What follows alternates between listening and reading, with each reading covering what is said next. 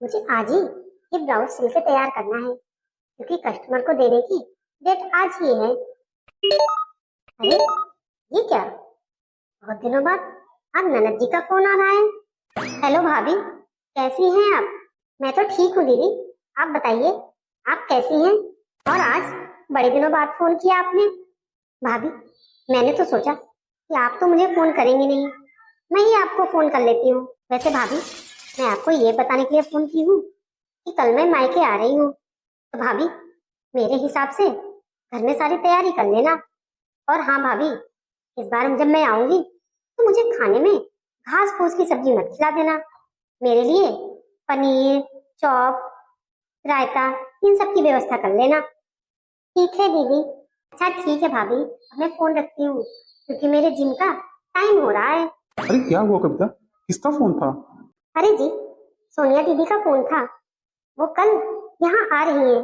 हाँ जी, कल दीदी आ रही है, उन्होंने इसीलिए अभी फोन किया था।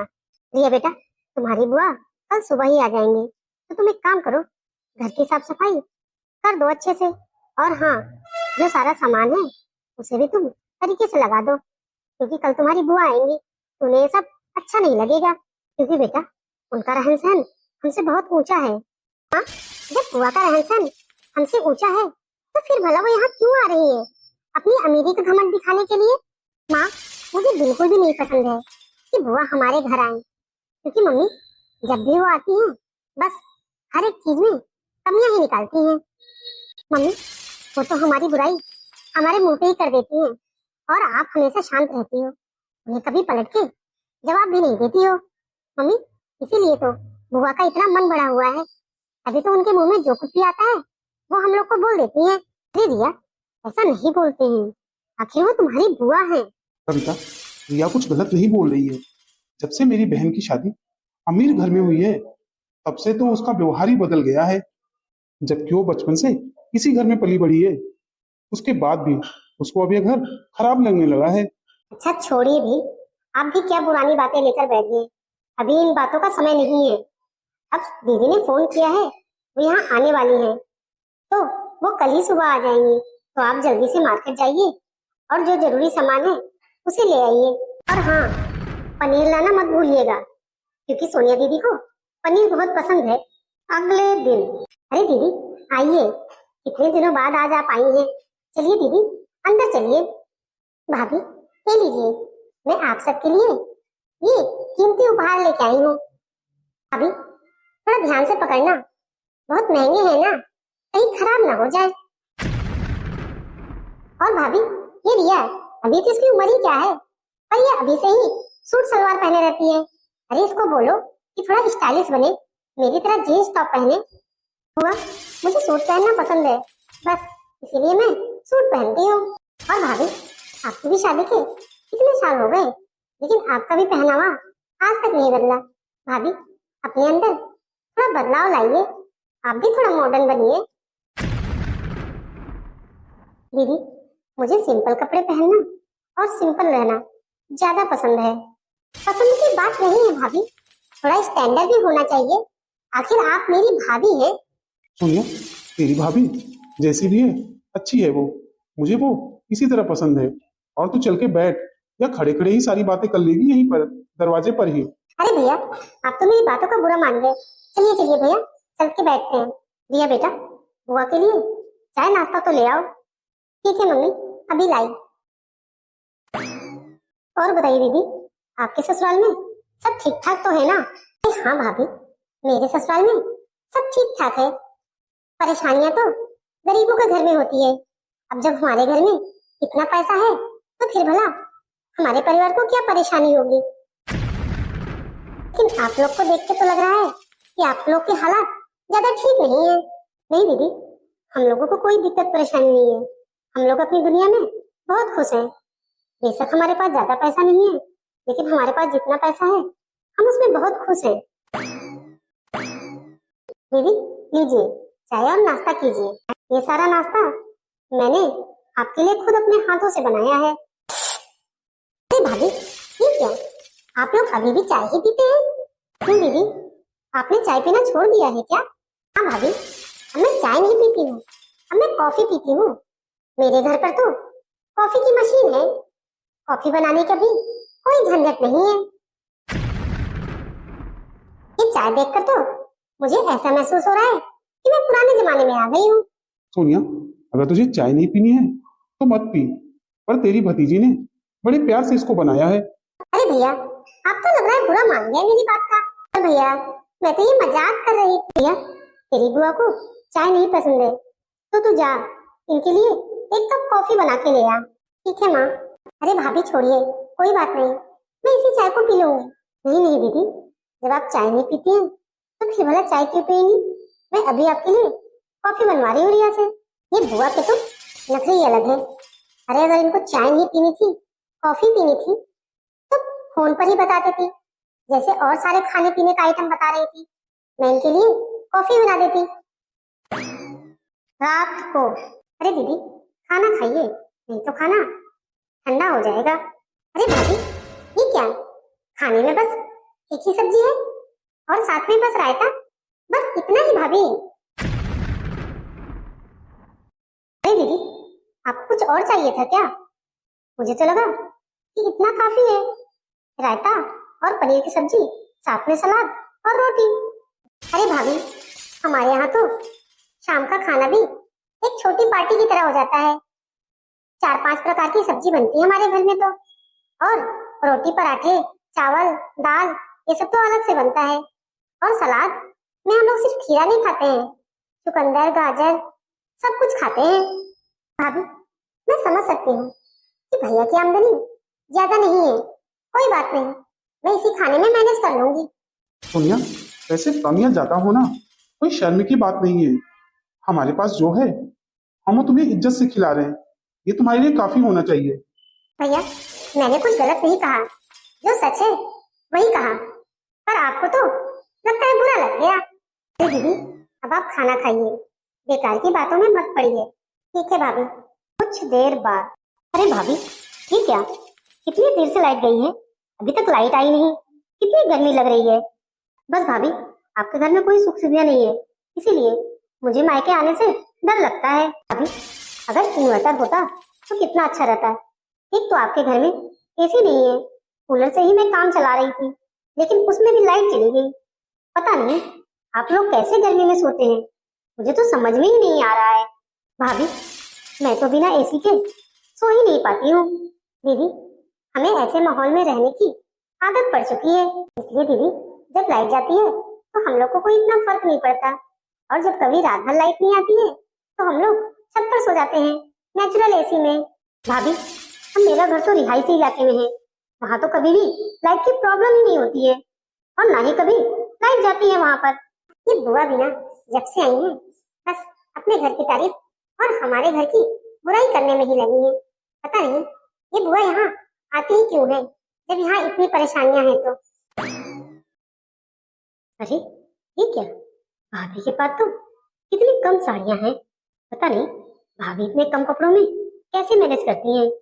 मुझसे तो नहीं होता है, मुझे तो हर महीने 3-4 साड़ी तो लेनी ही होती है। दीदी, भाभी, ये क्या, आपके पास बस इतनी ही साड़ियां हैं? जितनी साड़ियां आपके पास हैं उतनी साड़ियां तो मैं साल भर में अपनी नौकरानी को दे देती हूँ। दीदी, मुझे ज्यादा कपड़ों की जरूरत नहीं पड़ती है, और जितना मेरे लिए जरूरी है उतने कपड़े हैं मेरे पास। अच्छा दीदी, वो सब छोड़िए आप, मैंने आपके लिए ये बेसन के लड्डू बनाए हैं। आज आप जाने वाली हैं तो मैंने सोचा कि आपके लिए कुछ अपने हाथों से बना के पैक कर दूं। अरे भाभी, मैं ये लड्डू वड्डू नहीं ले जाऊंगी, क्योंकि मेरे घर में ये बेसन के लड्डू कोई नहीं खाता। मेरे घर में तो नौकर भी काजू कतली खाते हैं। भाभी, ये लड्डू रहने दीजिएगा पैक करने के लिए। अच्छा भाभी, मैं जाती हूँ, नहा धो के तैयार हो जाती हूँ, क्योंकि मुझे थोड़ी देर में घर के लिए निकलना भी है। ठीक है दीदी। मम्मी, आपको मैंने कितनी बार मना किया कि आप बुआ के लिए परेशान मत होइए। आप सुबह से ही उठ के उनके लिए लड्डू बना रही, देखा उन्होंने क्या बोला कि वो लोग तो ये लड्डू खाते ही नहीं है। अरे बेटा, कोई बात नहीं, शायद वो लोग अमीर हैं, वो लोग बेसन के लड्डू नहीं खाते, इसीलिए वो लोग बस काजू कतली ही खाते हैं। पर मम्मी, आप दुखी मत होइए, मुझे आपके हाथ के बनाए हुए ये लड्डू बहुत पसंद है, मुझे दे दीजिए, मैं खा लूंगी इनको। ठीक है बेटा। ये मम्मी भी ना बुआ को कितना प्यार करती है, लेकिन बुआ तो बस अपने पैसों के घमंड में ही चूर रहती है। उन्होंने बेकार नहीं मम्मी का दिल दुखा दिया। भाभी ठीक है, अब मैं चलती हूँ। देखो पता नहीं अब फिर मेरा आना कब होगा यहाँ। दीदी इस बार तो आप पूरे 5 साल बाद अपने मायके आई थी, पर दीदी थोड़ा जल्दी जल्दी आया करिए, हमें अच्छा लगता है आप जब आती हैं तो। अरे नहीं भाभी, आपके घर में कोई सुख सुविधा नहीं है, इसीलिए तो मैं यहाँ आने से डरती हूँ। वो तो काफी दिन हो गए थे तो मैंने सोचा कि चल के आप सबसे मिल आऊं, लेकिन देखिए ना, एक ही दिन में आपके घर आके मैं कितना परेशान हो गई। अच्छा भैया, रिया और भाभी, अब मैं चलती हूँ। ठीक है दीदी। माँ देखा ना आपने कैसे बुआ हमें हर बात में नीचा दिखा के गई हैं। उन्हें अपने अमीर होने का बड़ा घमंड है। अरे बेटा छोड़ो भी, वो तेरी बुआ है और अमीर भी तो है, इसीलिए वो ऐसा व्यवहार करती है। बेटा तुम बस हर बात में मेरी बहन का ही पक्ष लेती हो, जबकि वो गलत है फिर भी तुम्हें उसका ही पक्ष लेना होता है। अरे जी, आखिर वो आपकी बहन है और हम उनके भैया भाभी हैं, उनके मायके वाले। आखिर उनके मायके में मैं अकेली ही तो हूँ, उनके माँ बाप भी तो नहीं है। फिर ये प्यार इसने उनके लिए तो बनता ही है। आप क्यों इतना नाराज हो रहे हैं जी? और आप अपनी छोटी बहन की बातों का इतना बुरा क्यों मान रहे हैं? अब जिसका जो स्वभाव है वो वैसा व्यवहार कर रहा है। अगर सोनिया दीदी हम सबके साथ गलत व्यवहार करती है तो क्या हम भी वैसे ही बन जाएं? कुछ महीने बाद।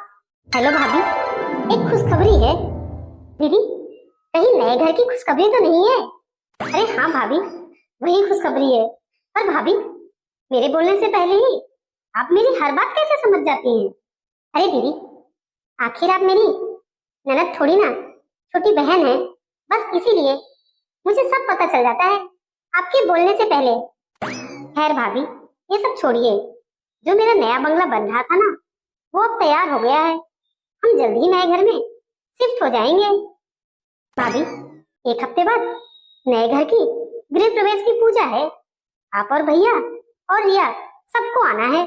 अभी जब आप आओगे ना और देखोगे कि मेरा नया घर कितना शानदार है, भाभी मैं कोई बहाना नहीं सुनूंगी, आप सबको आना ही है।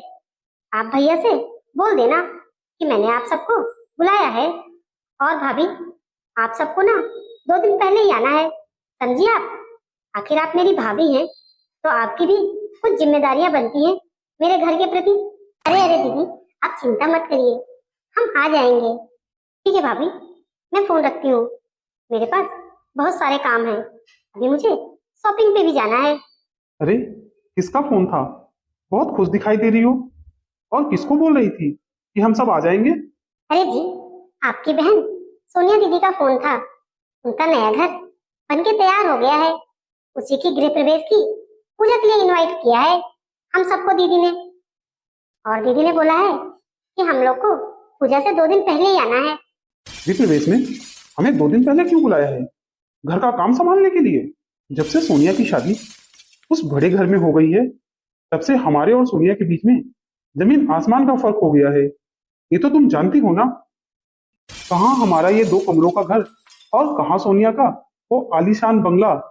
ऐसा ना हो कि हम वहां जाएं और हमारी गरीबी से कहीं सोनिया की बेइज्जती ना हो जाए। अरे आप ऐसा मत सोचिए, आखिर रिश्ते तो रिश्ते होते हैं। दीदी ने हमें बड़े हक से बुलाया है, तो सोचिए अगर हम वहां नहीं गए तो दुनिया वाले क्या कहेंगे? आखिर हम उनके मायके वाले हैं, अगर मायके वाले ही पूजा में नहीं जाएंगे तो फिर दीदी के परिवार वाले क्या सोचेंगे उनके बारे में?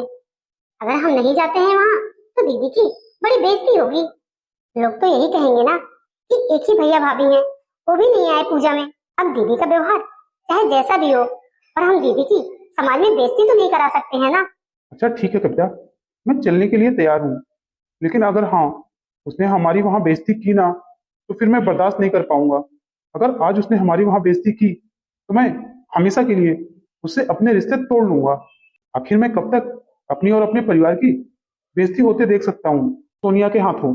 अच्छा ठीक है जी, मुझे कुछ पैसे दे दीजिए।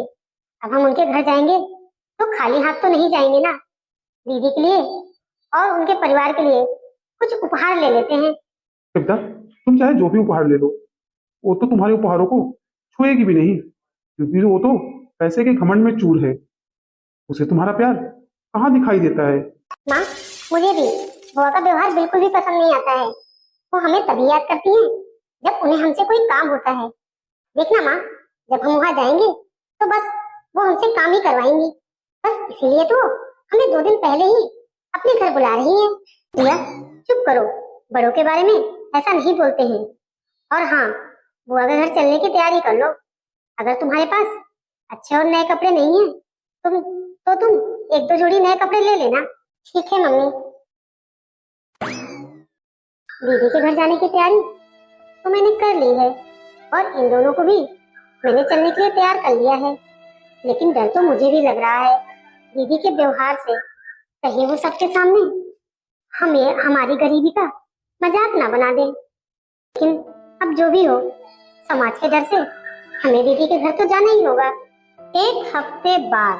दीदी, अरे भैया भाभी, आप लोग आ गए। बहुत अच्छा किया जो आप लोग 2 दिन पहले ही आ गए। सफर कैसा रहा आप लोगों का? अरे मैं भी क्या बेकार की बात पूछ रही हूँ। आखिर आपके सफर में क्या दिक्कत हुई होगी? मैंने सीटर एसी की टिकट जो भेजी थी आप लोग को, आराम से आ गए होंगे आप लोग। हाँ दीदी। राकेश, राकेश। जी मालकिन। राकेश, भैया और भाभी का सामान गेस्ट रूम में रख दो, ये लोग वहीं रहेंगे। जी मालकिन। ये क्या, दीदी हमारा सामान गेस्ट रूम में रखवा रही है? इसका मतलब हमें वहां रहना पड़ेगा। दीदी ये लीजिए, हम लोग आपके लिए और आपके परिवार के लिए कुछ गिफ्ट लाए थे।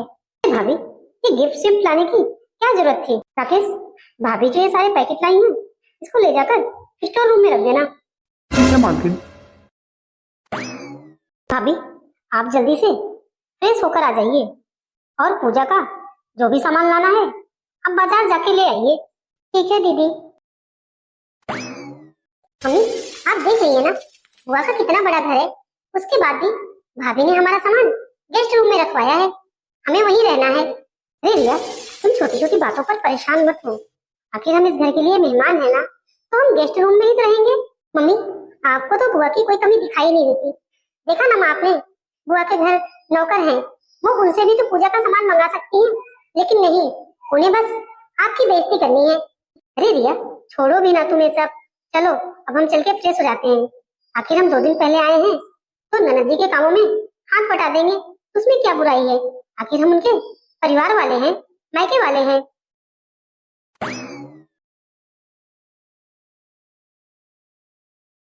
अरे वाह सोनिया, तुमने घर तो बहुत आलीशान बनवाया है। हाँ सोनिया, तेरे घर जैसा आसपास इलाके में कोई और दूसरा घर नहीं है अभी। अरे हाँ रश्मि, अब हमारे पास पैसा ही इतना है, बस इसीलिए हमने ये इतना आलीशान घर बनवाया है। अरे सोनिया, ये लोग जो उधर खड़े हैं वो लोग कौन है? इनको पहले कभी नहीं देखा, तेरे घर पर आज पहली बार देख रही हूँ। अरे रश्मि, वो मेरे मायके से हैं, ये पहली बार मेरे ससुराल आए हैं ना, तभी तो तूने इन्हें कभी नहीं देखा। मम्मी देख रही है ना, बुआ हम लोग का इंट्रोडक्शन कैसे अपनी सहेलियों से करवा रही हैं कि हम लोग उनके मायके वाले हैं। मम्मी, मुझे तो ऐसा लग रहा है कि बुआ हम लोगों को मेहमानों से मिलवाने में शर्मिंदगी महसूस कर रही है, तभी तो वो ये कह रही है कि हम उनके मायके वाले हैं। वो एक बार भी ये नहीं बोल रही कि आप उनके भैया भाभी हो। छोड़ो न रिया, हम कौन सा यहाँ बसने आए हैं? पूजा खत्म होते ही हम यहाँ से चले जाएंगे। अच्छा आप लोग चल के अंदर बैठिए, बस थोड़ी देर में पूजा शुरू होने वाली है। ठीक है सोनिया। भाभी, मैंने पूजा में अपने कुछ खास दोस्तों और रिश्तेदारों को ही बुलाया है, यही कोई कुल 70-75 लोग होंगे। भाभी, अगर मैं अपने सब जानने वालों को बुलाती ना तो 1000-2000 लोग तो इकट्ठा हो ही जाते। भाभी, मैंने इस शहर के सबसे बढ़िया कैटर्स को बुक किया है खाना बनाने के लिए, वो बस अब थोड़ी देर में ही आते होंगे। और खाना दोपहर को ही है ना सभी का, तो बस वो जल्दी से दोपहर का खाना तैयार कर देंगे। अच्छी बात है दीदी। अरे सोनिया, सोनिया तुम कहाँ हो? अरे क्या हुआ जी, आप इतने परेशान से क्यों लग रहे हैं? अरे सोनिया, अभी अभी कैटर्स का फोन आया था, उन्होंने हमारे घर खाना बनाने से मना कर दिया। क्या आप ये क्या कह रहे हैं? पर निखिल वो मना कैसे कर सकता है? उसने तो हमसे एडवांस भी लिया था। फिर आखिर ऐसी क्या बात हो गई जो वो खाना बनाने से मना कर रहा है? सोनिया, वो कह रहा है कि उसके 2 हेल्परों की तबीयत ठीक नहीं है, बस वो अकेले खाना नहीं बना पाएगा। और बोल रहा है उसके 4-5 हेल्पर हैं, लेकिन वो तो छुट्टी जा रखे हैं गांव, फिर वो अकेले खाना बनाने नहीं आ पाएगा। वो बोल रहा है आप अपनी व्यवस्था देख लीजिए। जी, आप ये क्या कह रहे हैं? मेहमान आ गए हैं और पूजा शुरू होने में बस थोड़ी ही देर है, और खाना भी दोपहर का ही है। अगर रात का खाना होता तो हमारे पास थोड़ा टाइम होता दूसरा कैटर बुक करने का, लेकिन अब इतनी जल्दी हम दूसरा कैटर कहाँ से लाएंगे? आज तो मेरी इज्जत सब मेहमानों के सामने मिट्टी में मिल जाएगी। अब मैं क्या करूँ? पूजा भी शुरू होने वाली है। अरे दीदी, क्या हुआ? कोई बात है क्या? आप इतनी परेशान क्यों लग रही हैं? दीदी, अब मैं आपको क्या बताऊं? दोपहर को ही सब मेहमानों का खाना है पूजा के बाद, और खाना बनाने वाले ने आने से मना कर दिया है, और पूजा भी शुरू होने वाली है। अब मैं क्या करूं? मेरी तो समझ में कुछ नहीं आ रहा है। अब 70-75 लोगों का खाना बनाना है, इतनी जल्दी दूसरे कैटर्स का इंतजाम मैं कैसे करूंगी? मेरी तो कुछ समझ में नहीं आ रहा, आखिर कैसे बनेगा सबके लिए खाना? अरे दीदी, बस इतनी सी बात, आप परेशान मत होइए। 70 से 75 लोगों का खाना बनाना कोई बड़ी बात नहीं है, मैं सब संभाल लूंगी। बस आप मुझे किचन दिखा दीजिए और खाना बनाने का सारा सामान वहां रखवा दीजिए। अरे भाभी, आप ये क्या कह रही हैं? आप 70-75 लोगों का खाना अकेले बना देंगी? भाभी, ये कोई मजाक का वक्त नहीं है, मेरी इज्जत का सवाल है। अरे हाँ दीदी, मेरे लिए 70-75 लोगों का खाना बनाना कोई बड़ी बात नहीं है, मैं खाना बना दूंगी। अरे दीदी, मुझे इसका एक्सपीरियंस है, क्योंकि मेरे मोहल्ले में जब भी कोई बर्थडे होता है या किसी की एनिवर्सरी होती है तो हम सारी औरतें मिलजुल के ही सबके लिए खाना बना देते हैं। भाभी, क्या सचमुच आप ऐसा कर दोगी? अरे हाँ दीदी, मैं सब कर दूंगी।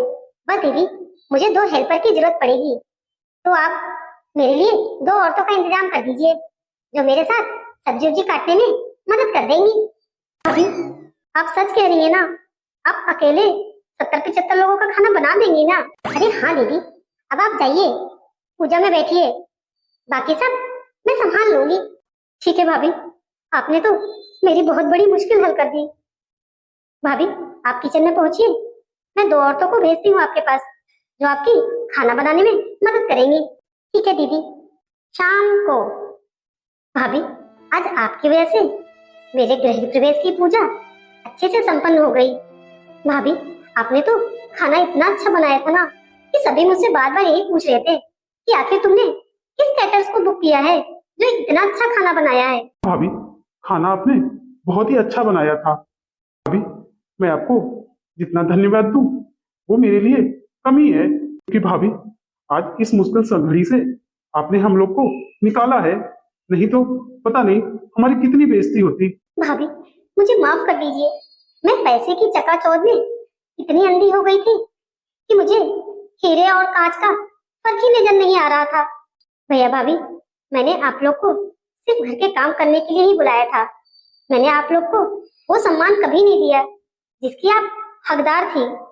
भाभी, अगर आज आप नहीं होती तो शायद मेरी नाक ही कट जाती, मेरे सारे रुपए पैसे धरे के धरे रह जाते। भाभी, आपने मेरे घर की इज्जत बचा ली आज। भाभी, मैंने आपकी बहुत बेइज्जती की है, आपके कपड़ों पर, घर पर, खाने पर, और तो और मैंने आपकी जिंदगी पर भी ताने मारे हैं। मुझे लगता था कि पैसा होने से ही इंसान बड़ा हो जाता है, लेकिन आज मुझे समझ में आया कि इंसान की असली कीमत उसके व्यवहार से होती है। भैया, मैं पैसों की चकाचौंध में ऐसे अंधी हो गई थी कि मैं तो आपकी इज्जत करना ही भूल गई थी। मुझे याद है, पापा के जाने के बाद आपने ही तो लोन लेके मेरे दहेज के पैसे जुटाए थे। आपने ही मेरी शादी इतने बड़े घर में की थी। भैया, मैं घमंड में अंधी हो गई थी, पर भैया आज मेरी आंखें खुल गई हैं, मुझे अपनी सारी गलती का एहसास हो रहा है। भैया प्लीज, हो सके तो मुझे माफ कर दीजिएगा। कोई बात नहीं सोनिया, तुम्हें कम से कम ये बात तो समझ आई कि रिश्तों की कीमत पैसों से नहीं लगाई जाती है। हमारे लिए इतना ही काफी है। दीदी, रिश्तों में हिसाब नहीं रखा जाता है। आपने जो भी मुझे कहा वो सब मैं भूल चुकी हूँ। दीदी, इज्जत पैसों से नहीं, संस्कारों से बचती है। और रही बात माफी की, तो अपनों से माफी नहीं मांगी जाती है दीदी। लेकिन एक बात याद रखिएगा, किसी को छोटा दिखाकर कोई बड़ा नहीं बनता है। तो देखा दोस्तों आपने, किसी की आर्थिक स्थिति देखकर उसे छोटा समझना सबसे बड़ी भूल है। पैसा इंसान को सुविधा दे सकता है, लेकिन सम्मान और रिश्ते केवल अच्छे व्यवहार से मिलते हैं। दोस्तों, आज की मेरी कहानी आप लोग को कैसी लगी, कमेंट में जरूर बताइएगा। और हाँ, मेरे चैनल को सब्सक्राइब करना ना भूलिएगा। मेरे चैनल का नाम कॉमेडी गैंग ऑफ सेजल है। हाँ,